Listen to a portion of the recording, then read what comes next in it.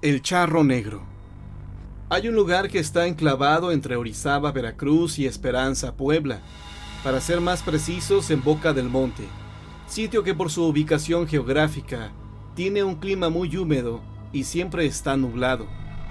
En este sitio casas muy humildes se levantaron por todo el valle, y es el hogar de Jacinto, la persona que amablemente nos narró el siguiente relato. Era una noche muy nublada, una de tantas que por la ineficiencia del servicio tenía que cenar a la luz de las velas. Se encontraba con sus padres y al poco rato de acabarse el pan, se escucharon unos golpes muy fuertes en el techo, sobre las tejas, como los que produce un caballo al caminar sobre las piedras. Lógicamente la familia se alarmó tanto que Jacinto y su padre salieron con machete en mano dispuestos a matar al animal que andaba merodeando la casa. Sin embargo, al salir, se dieron cuenta de que el cielo ya se encontraba completamente despejado y las estrellas brillaban en su máxima intensidad. Todo estaba en calma. Alegres de que todo había sido falsa alarma, volvieron a la casa para pasar una de las noches más tranquilas de sus vidas. El siguiente día estuvo lleno de mucha humedad, pero nada pasó, hasta la tercera. Luego de llover algo fuerte, se escucharon unos toquidos en la puerta. El padre de Jacinto tomó una vela y se acercó a la puerta para mirar por la ventana, pero no se veía a nadie. Después volteó para ver a su esposa algo desconcertado, pues los golpes se escucharon de nuevo, pero con mayor fuerza. Sin abrir, preguntó: ¿Quién es? Solo se escuchó el viento, pero luego de unos segundos de terrible espera, alguien respondió: ¿Tendrán taco y algo de café que me regalen? La voz era clarísima. El padre de Jacinto abrió la puerta, pero no había nadie, por lo que salió a ver, y nada, solo el ruido del viento que golpeaba en las ramas de los árboles. Se ha ido, dijo el padre de Jacinto preocupado por no haber sido un buen samaritano. No te preocupes, viejo, dijo la esposa. Si tiene tanta hambre como dice, ya volverá. Mentiríamos al decir que lo esperaron, ya que de inmediato se fueron a descansar. A la tercera noche del suceso, ya de madrugada, se escuchó el galopar de un caballo fuera de casa. Jacinto y sus padres se levantaron de inmediato, encendieron las velas, tomaron los dos hombres unas escopetas y salieron al patio. ¿Quién anda ahí?, preguntaron con la voz temblorosa por el miedo. Tremendo impacto se llevaron cuando la figura de un hombre salió de entre los árboles y se les acercó lentamente. ¿No tendrán un taco y café para el frío?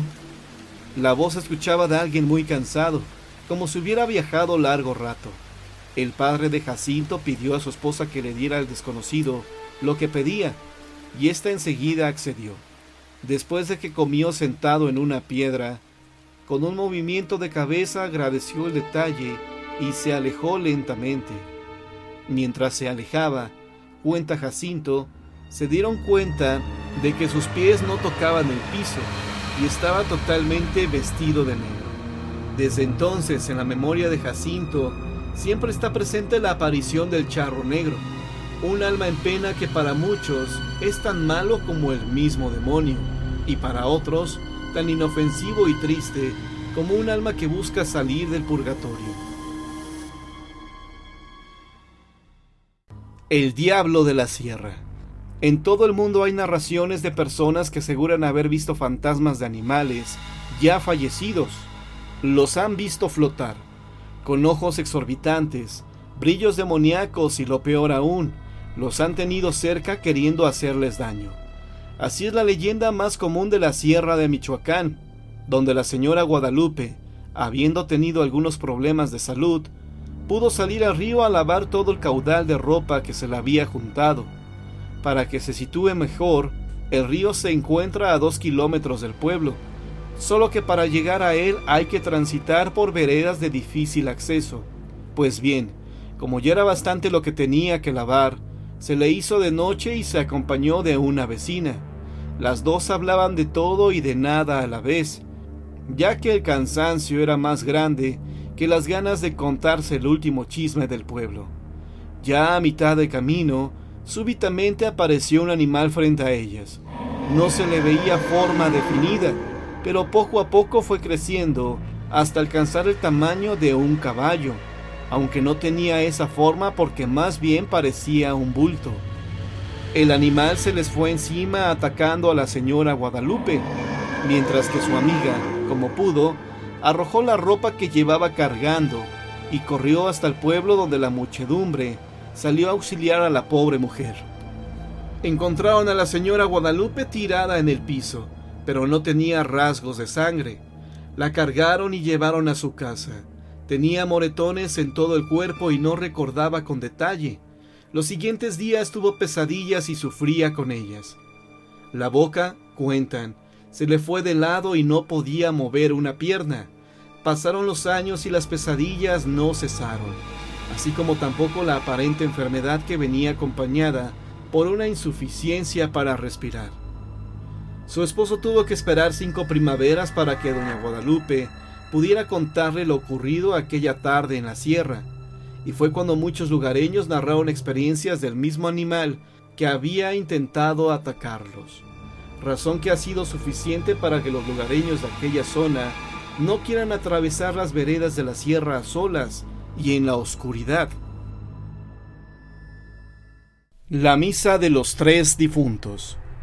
Cuenta una conseja que en las calles de Guanajuato, cuando la luna es llena, el frío de los difuntos toca las mejillas de los que se asoman a la puerta. Sola se encontraba doña Sofía, como a las 11 de la noche, cuando sintió que al abrir la puerta, unas manos invisibles le recorrieron toda la cara. «¿Quién anda ahí?», preguntó asustada. Unos quejidos profundos aterraron a la pobre mujer, que corriendo llegó hasta su cama, de donde no salió hasta que el sol se asomó por la ventana. Cuando le contó a su esposo y a su suegra lo que le había pasado, estos no le creyeron. Pasaron los días y la pesadilla de la puerta se le había olvidado, hasta que una noche, al volver de la calle, encontró a la anciana temblando de miedo. Entre cortadas palabras, la suegra le platicó que 3 difuntos le habían hablado pidiéndole cristiana sepultura, pues se encontraban sus restos enterrados debajo de la mesa donde la familia veneraba imágenes y santos. Al principio le creyeron loca, pero días después el señor de la casa escarbó en aquel sitio y efectivamente encontró los restos de los que un día fueron 3 gallardos hombres. De acuerdo con el deseo expresado de los difuntos, se celebraron algunas misas y los restos fueron enterrados en el camposanto. A partir de entonces se dice que nunca más fueron molestados, aunque esto no había impedido que el viento de Jalapa se acallara, pudiendo haber más voces de almas en pena. Sucesos en el municipio de Guerrero. Las aguas de ríos corren por ranchos y poblados, llevando consigo historias que por la misma trayectoria tienden a perderse en la geografía sin saber con precisión dónde fue que nacieron. Este es el caso de los sucesos ocurridos en el municipio de Guerrero, que a juicio de muchos, en realidad ocurrió en el rancho Las Gemelas, ahí en el poblado de Anáhuac, Nuevo León. Habían corrido tiempos de bonanza. Un joven matrimonio tuvo a 2 hermosos niños, que crecieron tan rápido como se pasó la buenaventura de su hogar, ya que su padre, cuando ellos tenían 6 y 4 años, los abandonó para irse en brazos de un nuevo amor. La madre, como era de esperarse, comenzó a desquitar su frustración en aquellos pequeños inocentes, que un día fallecieron a punta de golpes. Aquella mujer siguió su vida solitaria y atormentada, hasta que un día no se le vio más, aunque en el cielo no tuvo las puertas abiertas, siendo condenada a vagar por las ahora áridas tierras, buscando a sus hijos para que la perdonaran, pues es esta la única forma en que se dice alcanzará el descanso eterno. La propiedad cambió de dueño muchas veces, pero en ninguna se pudo ver que las cosechas se dieran con la abundancia de antes. A pesar de todo, como era un lugar muy bello, continuó atrayendo visitantes de muchos lugares, quienes aseguraban escuchar por las noches las risas de unos niños y tras ellos el gemido de una mujer sufriendo. La historia era bien conocida por todos. Sin embargo, los años la fueron enterrando y un buen día la casa y todos los corrales fueron derrumbados. 2 años después, un nuevo dueño levantó una casa verdaderamente hermosa, a donde llegó a vivir a su familia. Era una pareja que tenía una niña que veía el mundo con demasiada curiosidad e inocencia. La pequeña gustaba de caminar por los linderos del rancho, que era rodeado por un amplio camino. Ahí conoció de vista a 2 niños que jugueteaban con las hojas de los árboles, pero por más que buscó hablarles, estos no le hicieron caso. Desconcertada con lo sucedido, volvió a casa algo desganada. Se dice que a partir de aquel día comenzó a mostrarse desmejorada, asegurando que por las noches se le aparecía una mujer que preguntaba por sus hijos, y ella, sin comprender, no respondía que los había visto en el camino. Al día siguiente, sus padres la llevaron a pescar al río, lugar donde nuevamente se topó con la mujer de mirada triste, quien nuevamente le preguntó: ¿Has visto a mis hijos? La niña le sonrió, comprendiendo que se trataba de los niños del camino. Los vi en el camino, persiguiendo las hojas. No sabes cuánto te lo agradezco, aseguró la mujer mientras se desvanecía. La jovencita no tenía idea de lo que estaba pasando, así que decidió contárselo a sus padres, quienes de inmediato decidieron marcharse del lugar. Algunos meses después el rancho fue vendido, pero nadie quiso volver a ocuparlo. Mas esto no ha sido excusa para que la mujer no salga a los caminos preguntando si alguien ha visto a sus hijos. El agujero del diablo. Mucha gente asegura que existe un punto en el cual, cuando uno pone todo su empeño y concentración para lograr un sueño, cualquiera que éste sea, podemos llegar a flaquear, a dudar, aún faltando el último esfuerzo para culminar la meta. Y es en ese, entre avanzar o retroceder, lo que hace la diferencia. La historia o mito que me contaron trata sobre una gran tentación y sobre un seminarista que desde niño quiso ser sacerdote, quien era además el alumno más brillante de todo el convento de San Francisco, que en los últimos años de sus estudios conoció en misa a una mujer fascinante y joven, de cabellera larguísima y rostro hermoso, que durante todo el festejo religioso no cesó de mirarlo, hasta atrapar la atención de él, mientras el padre que oficiaba la misa hablaba en latín.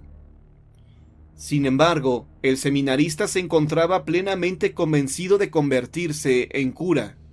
Por ello, el resto del día permaneció orando, mientras el recuerdo se desvaneciera, mientras moría la tarde.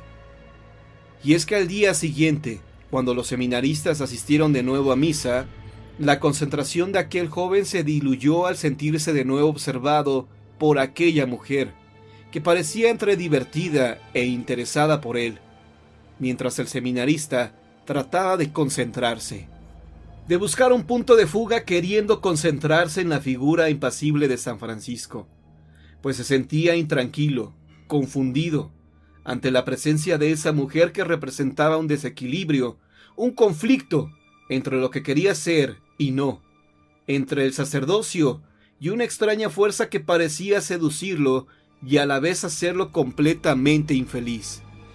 Por eso mismo, apenas concluyó la misa, fue con su confesor, desahogando su intranquilidad y poniendo en claro que deseaba con todas sus fuerzas ser sacerdote, a lo que el cura, después de analizar y de un largo silencio, aseguró que era el mismísimo diablo quien trataba de alejarlo de Dios. Al día siguiente, el joven decidió no asistir a la misa matutina, y en su celda permaneció orando la mayor parte del día, hasta hallar en su interior la paz y el equilibrio necesarios para volver a sentirse bien, y así continuó, rezando hasta el anochecer, y en medio de su silencio y su concentración surgió un sonido extraño, como si de los muros de su celda se resquebrajaran, y de ellos surgió la mujer de los días anteriores, con sus ojos oscuros y profundos, queriéndolo seducir cual sirena a marinero, para después, ante la indiferencia del joven, enfurecerse y